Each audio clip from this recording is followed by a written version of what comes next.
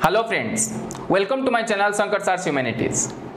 In the previous video we have discussed up to question number 11 and in today's video we will continue from here and आज की video में मैं आपको ये एक chapter को कंप्लीट करा दूंगा. ठीक है, आप ध्यान से लास्ट तक देखिए, सारे क्वेश्चन आपका क्लियर हो जाएगा. चलिए 12 क्वेश्चन से शुरू करते हैं. तो 12 question is about who introduce the concept of madhya marg in human geography. Human geography में मध्य मार्ग जो है वो कौन दिया है? बेटा मध्य मार्ग जो है वो दिया है सिंपली टेलर. ऑप्शन डी है आपका. 4 ऑप्शन है आपके सामने, रॉडजेल, सैंपल, पॉल एंड टेलर. तो आंसर है आपका ग्रिफिथ टेलर. मैं आपको बोला था कि जब हम डिस्कस कर रहे थे स्टॉप एंड गो अप्रोच या न्यू डिटर्मिनिज्म, मैं आपको उस टाइम में बताया था कि एक्चुअली क्या है ना, ग्रिफिथ टेलर ने क्या करा ना, जो एनवायरमेंटल डिटर्मिनिज्म और जो पॉसिबिलिज्म, ये दोनों का एक मिडिल पाथ लिया और वो मिडिल पाथ को ही वो बोल रहा है न्यू डिटर्मिनिज्म. तो वो ये मिडिल पाथ है, इसी को ही बोला जाता है मध्य मार्ग, इसलिए आंसर है आपका ग्रिफिथ टेलर. दूसरा question, which is not A sister discipline of political science. इसमें कौन सा पॉलिटिकल साइंस का सिस्टर डिसिप्लिन नहीं है? देखिए 4 ऑप्शन है हमारे सामने, psephology, epidemiology, military geography, military science and none of the above. बेटा हम प्रीवियस वीडियो में डिस्कस कर रहे थे कि psephology is the part of political geography, military science is also part of political geography. Answer is epidemiology. Epidemiology is the correct answer. ठीक है, the answer is epidemiology. It is option B. Next, what do you mean by idiographic geography?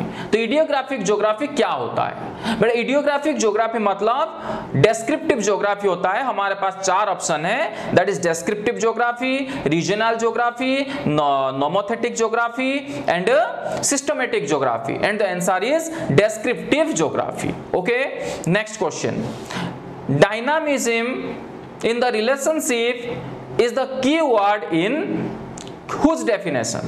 किसकी definition में बेटा dynamism keyword है? बेटा मैं आपको बोला था आपके एनसीईआरटी में एक बॉक्स बना हुआ है, इसमें सारे डेफिनेशन है. तो ये सारे डेफिनेशन से एक डेफिनेशन में आप अब उसमें दिखेंगे तो लिखा होगा, क्लियरली ये लिखा है कि dynamism is the relationship is the keyword in 4 option है, Semple's definition, Blache's definition, Ratzel's definition and all of the above. Answer is A, that is Semple's definition. Clear? Next, Which approach was supported by Vidal de la Blache? तो जो ब्लाचे हैं उनके कौन सा definition, कौन सा approach था? बड़ा 4 अप्रोच हमारे पास है, determinism, possibilism, humanism and welfare approach. तो इसमें जो है आपका वाइडल डे ब्लाचे, उनके अप्रोच क्या था? The answer is C, that is possibilism. Blache ने दिया था क्या बेटा? पॉसिबिलिज्म. हम पहले भी डिस्कस कर चुके हैं इसके बारे में.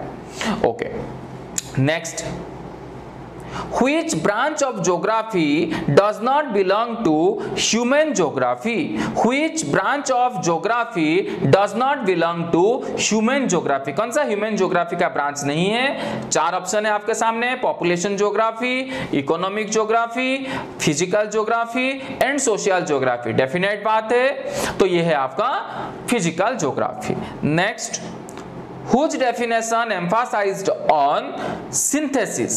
तो किसकी डेफिनेशन में सिंथेसिस को फोकस किया गया है? तो देखिए 4 ऑप्शन है, सैंपल, रॉडजेल, पॉल, वाइडल एंड ब्लाचे. तो 4 ऑप्शन है आपके सामने. आंसर है आपका रॉडजेल. रॉडजेल का डेफिनेशन में सिंथेसिस को ज्यादा इंपॉर्टेंस दिया गया है. Next, Which subject is called mother discipline? कौन सा सब्जेक्ट को मानते हैं it is a mother discipline? कौन सा सब्जेक्ट है मदर डिसिप्लिन? इसमें ना ज्योग्राफी. ज्योग्राफी में बिलीव किया जाता है ज्योग्राफी से सारे ब्रांचेस आए हैं, तो इसलिए मदर डिसिप्लिन क्या है आपका? ज्योग्राफी. ओके, मुझे 1 मिनट दो, मैं इसको थोड़ा स्क्रॉल कर लेता हूं.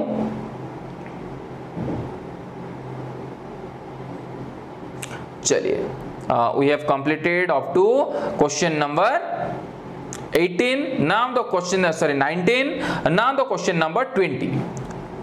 देखिए, name the school of thought of human geography that employed the Marxian theory.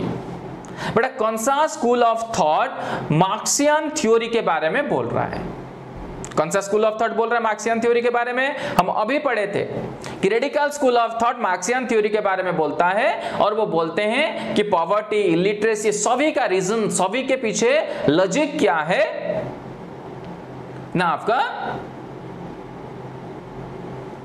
Capitalism ही है।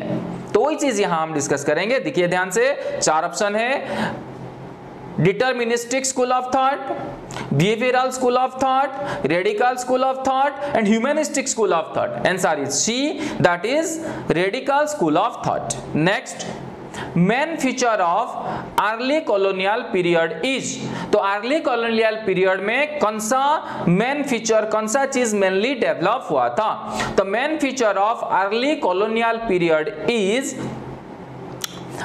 option A, the discovery and the exploration of new areas, identifying the uniqueness of the new areas, phase of quantitative revolution and grand generalization and applicability of universal theories. तो answer है आपका A, ना during colonial period the discovery and the exploration of new areas हुआ था।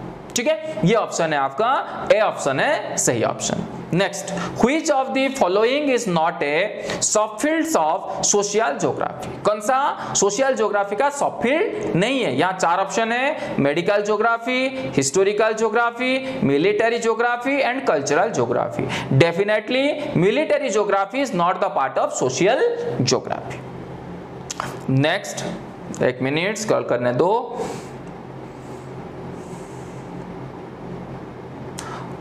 23 question is saying that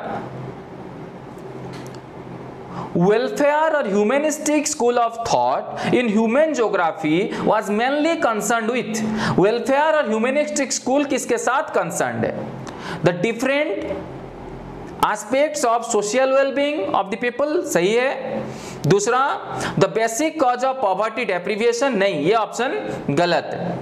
next, the perception of space by the social categories, नहीं, ये भी नहीं है। तो वेलफेयर और humanistic school of thought mainly concerned with different aspects of social wellbeing of the people, ये है answer. The next question is question number 24, the name the tri equilibrium factors of human geography. तो क्या है? Biotic, abiotic, cultural factors and all of this. तो answer is D, that is all of this. बेटा biotic factors क्या है? जो living being है, abiotic factor जो नॉन लिविंग बीइंग है, एंड कल्चरल फैक्टर्स जो फैक्टर्स ह्यूमन बीइंग क्रिएट करा है। ये तीनों फैक्टर का मिला के हम बोलते हैं ट्राई इक्विलिब्रियम फैक्टर्स। ये तीनों फैक्टर को हम बोलते हैं ह्यूमन ज्योग्राफी का tri equilibrium factor. And the next question is question number 25, who first use the term geography? बेटा तो term geography is used by Eratosthenes, या आपका 11th के बुक में था। 4 ऑप्शन हमारे पास है, Hipparchus, Ratzel, Eratosthenes and Herodotus. The answer is C, that is Eratosthenes. By that the first chapter is over. मैं जो भी क्वेश्चन आपके साथ डिस्कस कर रहा है, ये सारे क्वेश्चन आप कर लीजिए, आपको सारे क्वेश्चन मिल जाएंगे आपका सीबीएसई के पेपर में। Okay, thank you so much. Please like, share, subscribe my channel. We will meet in the next class. Okay, thank you so much. Stay safe.